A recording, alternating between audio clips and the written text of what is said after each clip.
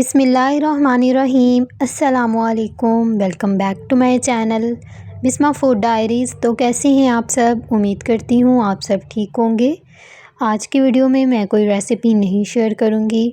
आज की वीडियो में मैं आपके साथ ऐसी कमाल की टिप्स शेयर करने वाली हूँ जिससे आपने आज से पहले जो है वो बिल्कुल भी ट्राई नहीं किया होगा।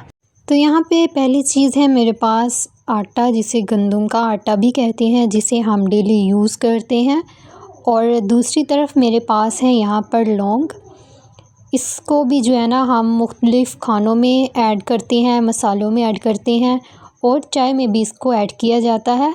इसके जो हैं वो बहुत सारे यहाँ पे फ़ायदे हैं और आज की जो मैं टिप्स कह ले, रेमेडी कह ले, आपके साथ शेयर करूँगी, उसमें जो है वो सारा का सारा कमाल सिर्फ़ इसी चीज़ का है। और आप बिल्कुल हैरान हो जाएंगे कि ये चीज़ तो आपके घर में है और आपको इस चीज़ का इल्म भी नहीं था कि इसके जो हैं इतने ज़्यादा फ़ायदे भी हो सकते हैं।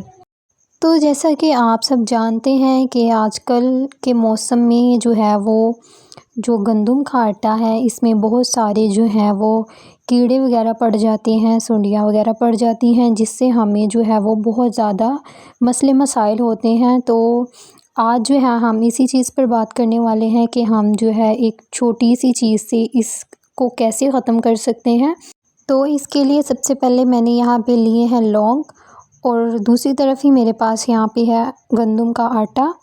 तो जब भी आप आटा लेकर आते हैं, बाज़ार से लेके आते हैं या आप जिस तरह भी जो है वो लेकर आते हैं, उसको आप किसी चीज़ में या बड़े से बर्तन में उसको जब रखते हैं, तो रखने से पहले आपने क्या करना है, मैं यहाँ पे आपको जो है वो छोटे से बर्तन में यहाँ पे करके दिखा रही हूँ। आपने क्या करना है, सबसे पहले आपने 2 से 3 अदद जो हैं वो लौंग रख देने हैं और उसके बाद ही आपने जो है उस बर्तन में जो है वो आटा रखना है।